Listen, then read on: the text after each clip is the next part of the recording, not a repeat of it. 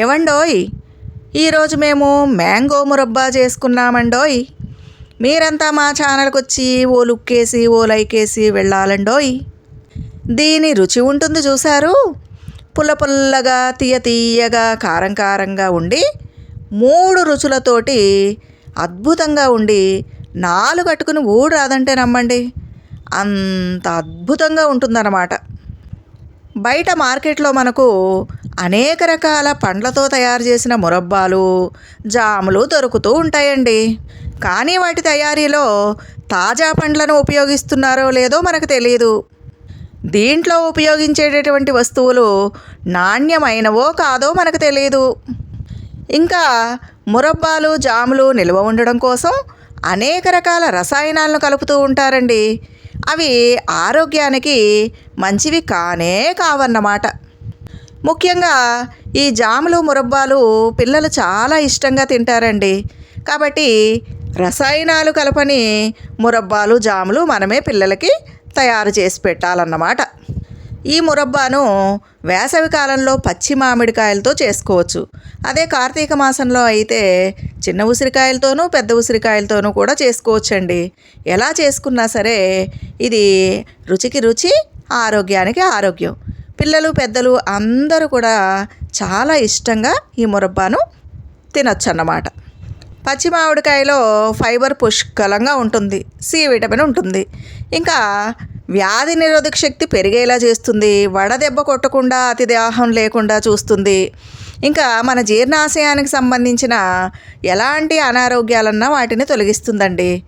ఇన్ని లాభాలు ఉన్నాయన్నమాట పచ్చి మామిడికాయని మనం తినడం వల్ల. మరి ఎలా తయారు చేయాలో ఈ మ్యాంగో మురబ్బాను, దీనికి కావలసిన పదార్థాలు ఏంటో, తయారీ విధానం ఏంటో చూసేద్దరు కానీ రండి. ఈ మురబ్బా కోసం పచ్చి మామిడికాయలు తెచ్చుకోవాలండి. తాజాగా ఉన్న పుల్లటి మామిడికాయలు తెచ్చుకోండి.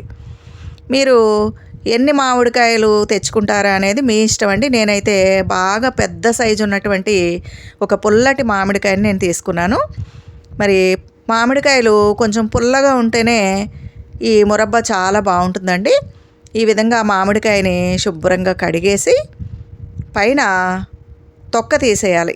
తీసేసి దాన్ని తురిమేసుకోవాలండి. ఇలా తురుముకోవాలి. చూసారు కదా, ఈ విధంగా తురుము పెట్టుకోవాలన్నమాట. బాగా పెద్ద సైజు మామిడికాయ కాబట్టి దాన్ని ముక్కలు కోసుకుని తురుముతున్నాము. మీరు చూసుకుని పుల్లటి మామిడికాయలు తెచ్చుకోండి. తెచ్చుకుని మీరు ఎంత క్వాంటిటీ చేసుకోవాలనుకుంటే దానికి తగిన విధంగా మీరు తెచ్చుకోండి. నేనైతే ఇక్కడ ఒక్కటే కాయ తీసుకున్నానండి. ఈ ఒక్క కాయకే మాకు చాలా తురుము వచ్చింది. చూడండి, ఈ విధంగా తురుముకోవాలి. మరి పేస్ట్ లాగా కాకుండా ఇట్లా ఉండేలాగా తురుముకోండి. నేను ఈ మ్యాంగో మురబ్బా చేసే సమయానికి మా చెట్టు కాయలు కొంచెం కలర్ వచ్చేసాయండి. అందుకని కొంచెం ఎల్లో కలర్లో వచ్చింది మా తురుము. అయినా సరే ఇది పుల్లగానే ఉంది. ఈ విధంగా తురుముకోవాలండి. తురుముకుని దీనికి 1 కప్పు పంచదార, 1 కప్పు బెల్లం, 1/2 చెంచా కారం, 1/2 చెంచా ఉప్పు, 1/2 చెంచా జీలకర్ర పొడి తీసుకోవాలండి. మీ మామిడికాయ, మీరు తీసుకున్న మామిడికాయ పులుపుకు తగినట్లుగా మీరు తీసుకోండి. ఎందుకంటే నాది కొంచెం కలర్ వచ్చింది కాబట్టి పంచదార, బెల్లం నేను కొంచెం తక్కువ తీసుకున్నానండి. ఈ విధంగా మూకుడులో మనం ఆ తురుము అంతా కూడా వేసేసుకోవాలన్నమాట. ఒకవేళ మీరు నేను ఇంతకుముందు చూపించిన పచ్చి మామిడికాయ తురుము లాంటి పుల్లటి కాయ తీసుకుంటే కనుక 2 కప్పుల పంచదార, 2 కప్పుల బెల్లం పడుతుందండి. ఈ కాయ కొంచెం కలర్ మారింది కాబట్టి 1 కప్పు పంచదార, 1 కప్పు బెల్లం తీసుకున్నాను నేను. ఈ విధంగా మూకుడులో మామిడి తురుము వేసేయాలి, బెల్లం, పంచదార కూడా వేసేయాలండి. వేసి బాగా కలపాలన్నమాట. ఆ మామిడి తురుములో ఈ పంచదార, బెల్లం 2 కూడా చక్కగా కరిగిపోవాలి.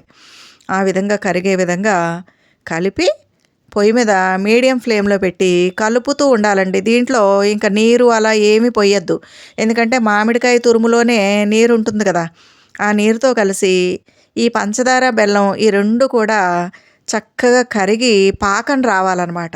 అలా పాకం వచ్చేంత వరకు దీన్ని కలుపుతూనే ఉండాలి. మధ్యలో వదిలిపెడితే అడుగంటుతుందండి. అందుకని చక్కగా మీడియం ఫ్లేమ్ పెట్టుకుని బాగా కలుపుతూ ఉండాలి. ఇది ఒక అరగంట సమయం పడుతుందండి మురబ్బా తయారవ్వడానికి. కొంచెం ఓపికతో చేసుకోవాలి.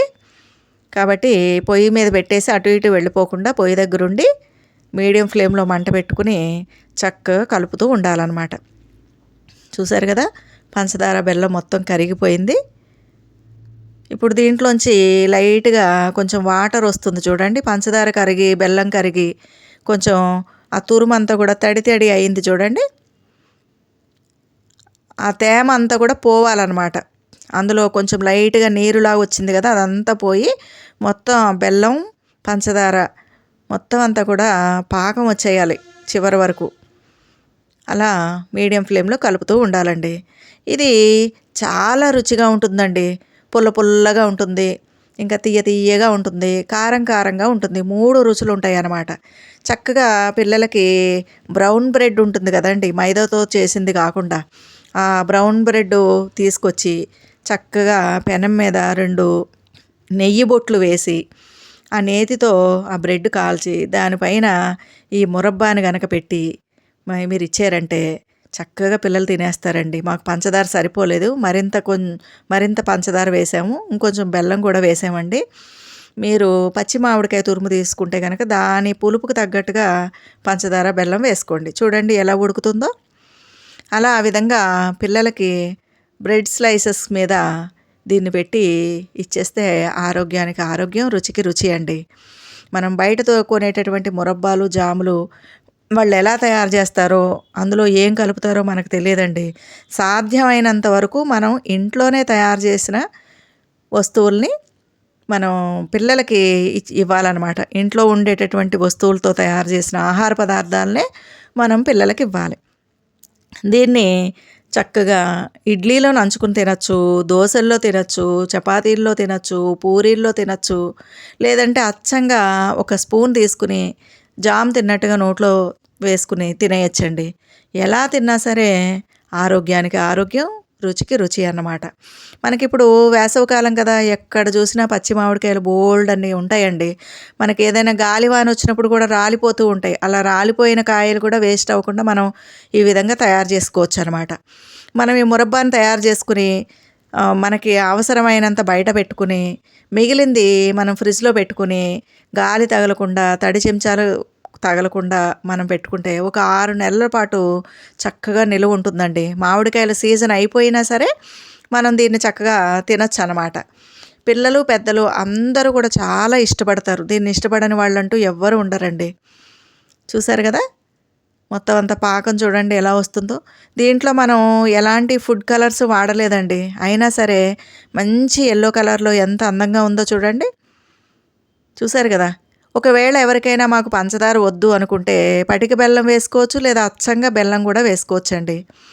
ఇక చివరికి ఇలా తయారవుతుందనమాట. చూడండి, ఎక్కడ తడి అన్నది లేకుండా, గిన్నెకు అంటుకోకుండా ఇలా ముద్దలాగా జిగురు జిగురుగా పాకం ముద్దలాగా తయారవుతుందండి. ఆ బెల్లం పంచదార కరిగిపోతుందనమాట మొత్తం ఈ విధంగా రెడీ అయిన తర్వాత ఒక 1/2 చెంచా కారం, 1/2 చెంచా ఉప్పు, 1/2 చెంచా జీలకర్ర పొడి వేసేయాలండి. ఈ విధంగా వేసేసి బాగా కలపాలన్నమాట. మొత్తం ఆ మురబ్బాకి పట్టే విధంగా, కలిసే విధంగా పూర్తిగా దీన్ని కలపాలండి.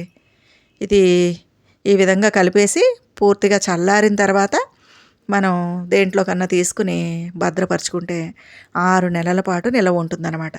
మనకి ఈ సీజన్లో పచ్చి మామిడికాయలు బోల్డ్ అన్నీ దొరుకుతాయి కాబట్టి ఇంట్లో మీ పిల్లలకి ఇది తయారు చేసి పెట్టండి. మీరు కూడా తినచ్చండి. ఒకవేళ పంచదార ఇష్టం లేకపోతే పటిక బెల్లంతో చేసుకోండి, బెల్లంతో చేసుకోండి.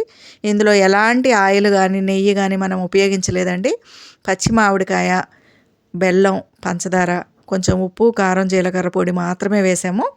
ఇంతేనండి. చూశారు కదా ఎంత కలర్ఫుల్గా ఉందో. దీని రుచి కూడా అంతే అద్భుతంగా ఉంటుందండి. ఇదేనండి మ్యాంగో మురబ్బా. నోటికి హితవుగా కూడా ఉంటుంది. రోజుకొక చెంచా మీరు తిన్నారంటే చాలా మంచిదనమాట.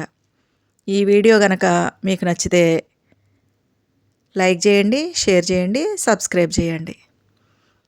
చూడండి ఎంత బాగుందో, ఎంత కలర్ఫుల్గా ఉందో చూడండి.